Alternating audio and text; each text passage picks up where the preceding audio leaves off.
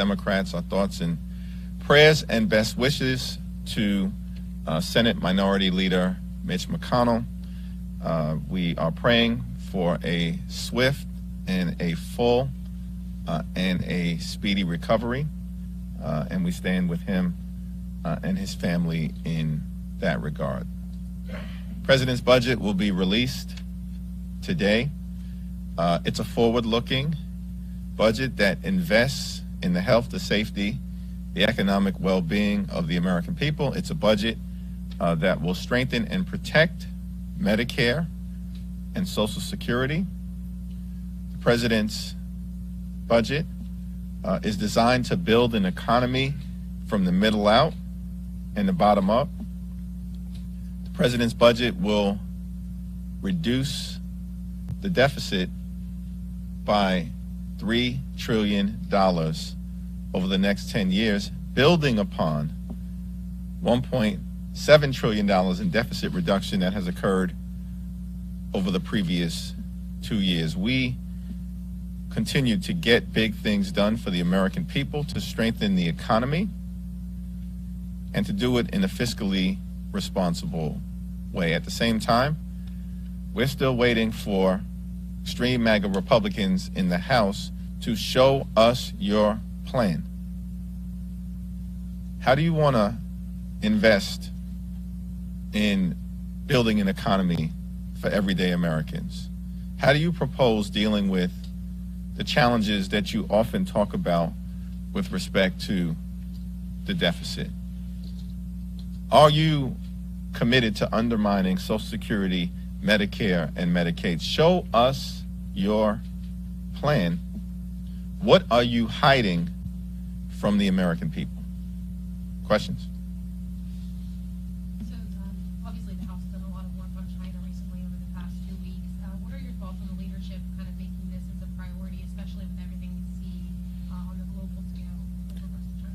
Well, with respect to China, we're committed as Democrats to competition, not conflict, to working through the challenges that exist with Chinese Communist Party from the standpoint of manufacturing or climate, as it relates to medical supplies, as it relates to semiconductor chip manufacturing and other critical needs for the United States of America, and a whole host of other issues.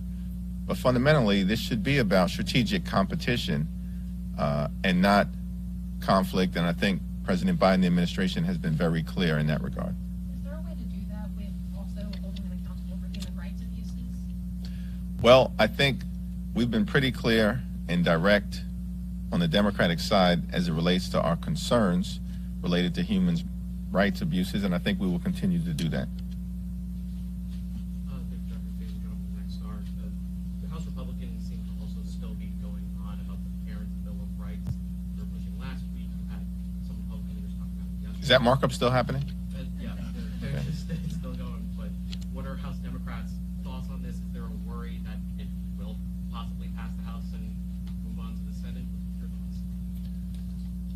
Well, we remain committed to making sure that we provide the highest quality education to every single child in America. That is what the parents of America want.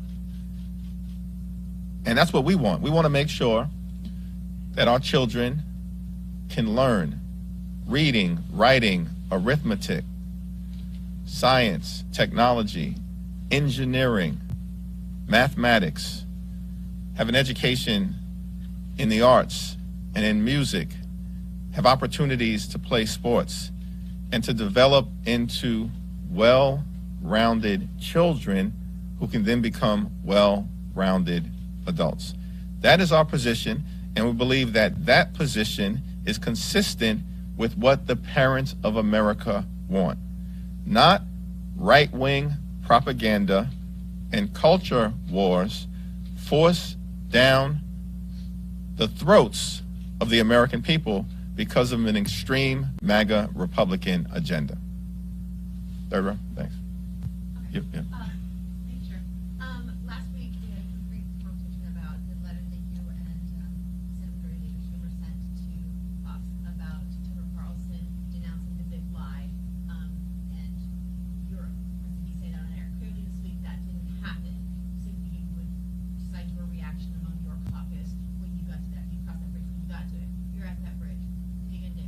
Well, where we're at right now is that there is bipartisan condemnation for the lies and the conspiracy theories that Tucker Carlson continues to peddle on air.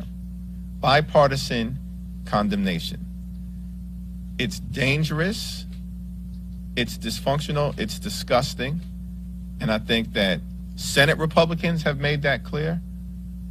Senate Democrats have made that clear. House Democrats have made that clear. The Biden administration has made that clear. It's clear for the American people. And so the group that has some explaining to do at this point in time are the extreme MAGA Republicans in the House. Do you continue to stand with this particular media personality who elevates dangerous conspiracy theories and rhetoric when the American people saw with their very own eyes a violent insurrection, an attack on the Capitol, the Congress, the country, and the Constitution? That's a question that the extreme MAGA Republicans at this point need to answer. If that is not up, though, what are you going to do about it? Are you going to, is your caucus not going to do interviews? I mean, what are you going to do? You've made this letter. Now what do you do? We're going to continue to work to defend our democracy as we have done. And I'm not going to get into a back and forth in terms of what tactical decisions will come next, because that's a collective decision that will need to be made by House Democrats. So President Biden's budget is very ambitious, but not likely to get through Congress in any meaningful way. So what do you see as the purpose of the budget for Democrats as a messaging document? And do you think it'll factor into the upcoming election? Well, thank you for the question. It's not simply a messaging document. It's a statement of our values that is on full display for the American people. President Biden has articulated a plan to build an economy from the middle out and the bottom up, not the top down, which is the extreme MAGA Republican plan, which is to, invest in continuing to benefit the wealthy, the well-off, and the well-connected.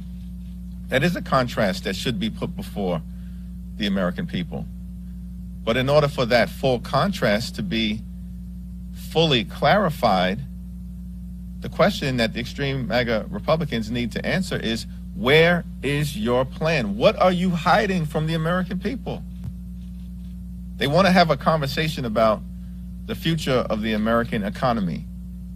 We want to have a conversation about the future of the American economy. We believe our ideas are defensible.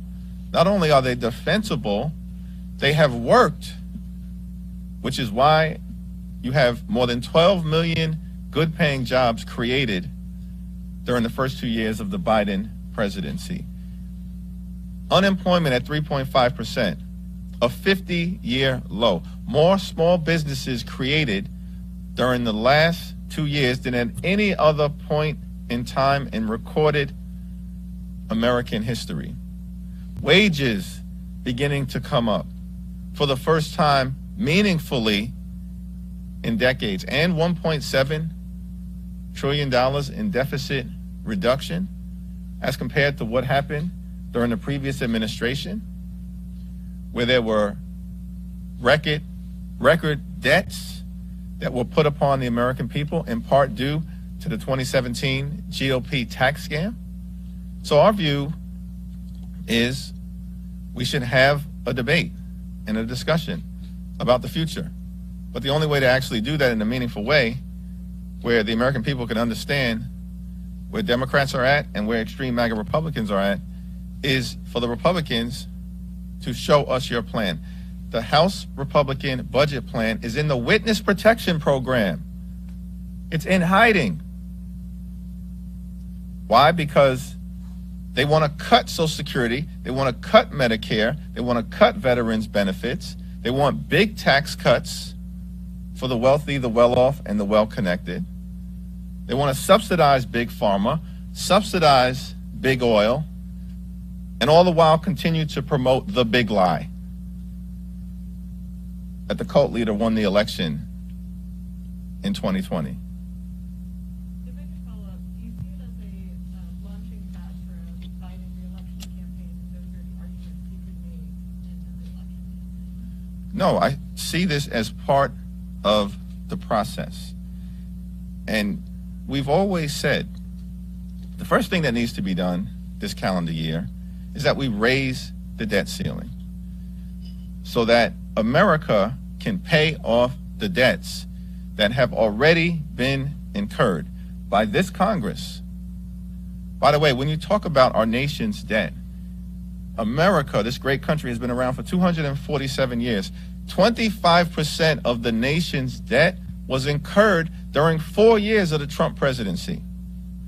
And these people want to lecture America about fiscal responsibility? You've got to be kidding me.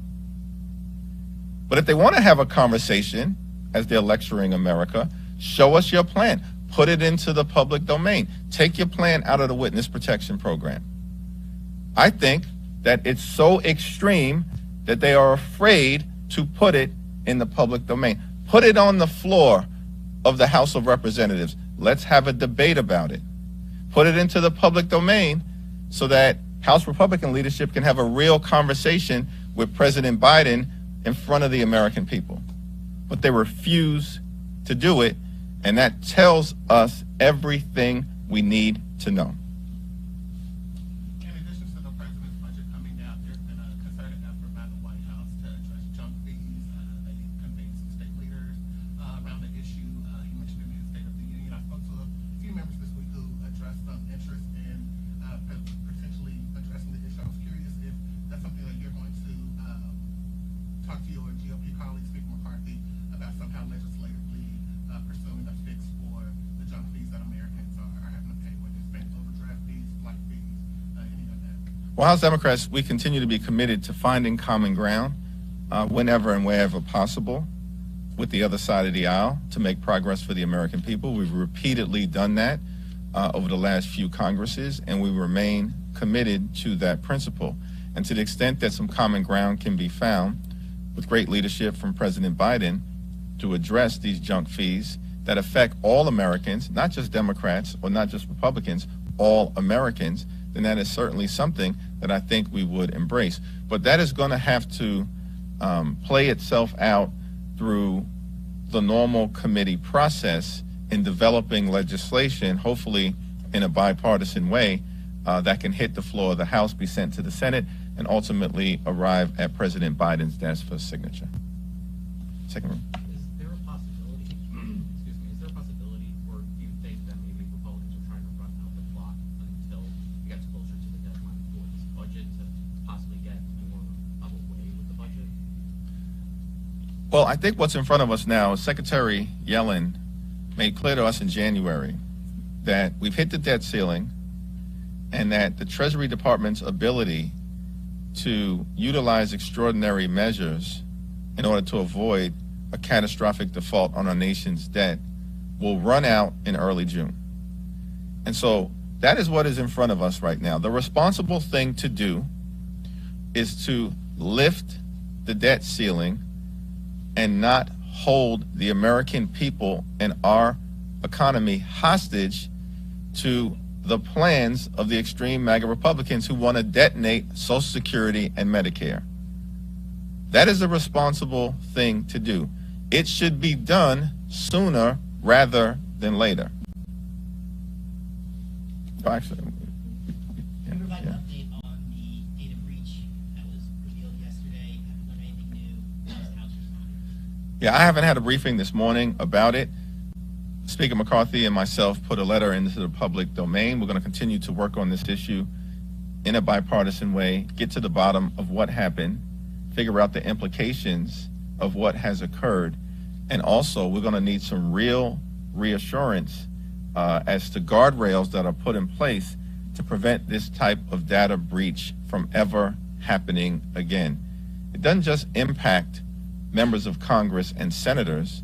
It will have an adverse impact on hundreds, if not thousands, of staff members, their families, and or the people of the District of Columbia, and that is highly problematic.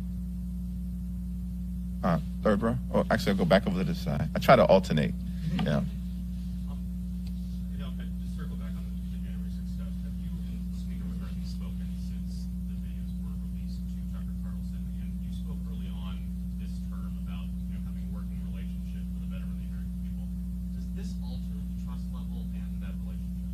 we continue to have a positive working relationship, but we both understand that in that context of working together whenever and wherever possible for the good of the institution and the American people, there are going to be times that we disagree. There are going to be times that we strongly disagree, as is the case with the release of sensitive security video footage to a known conspiracy theorist.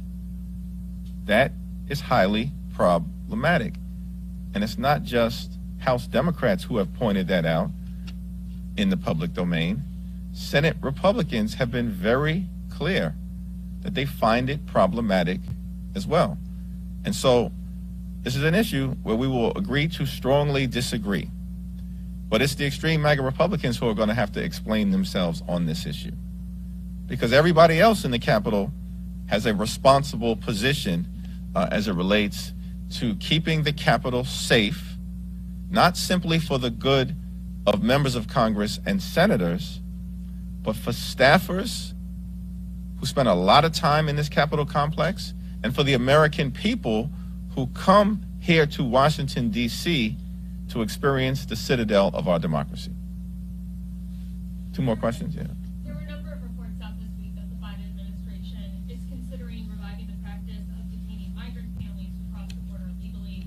I wanted to see if you could weigh in on the fact that that's even being considered by this administration at this point, as well as whether the White House kind of needs to be a little more clear and direct in answering questions about exactly what they're thinking of doing here.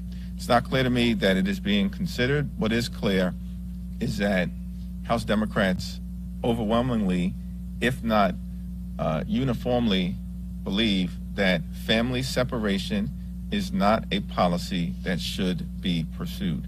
With respect to communication on the specifics of this issue, there was a conversation between the Homeland Security Secretary and members of the Congressional Hispanic Caucus, and I believe members of the Congressional Progressive Caucus. I haven't been fully briefed on that meeting, so I'll refrain from further comment until I hear from our members.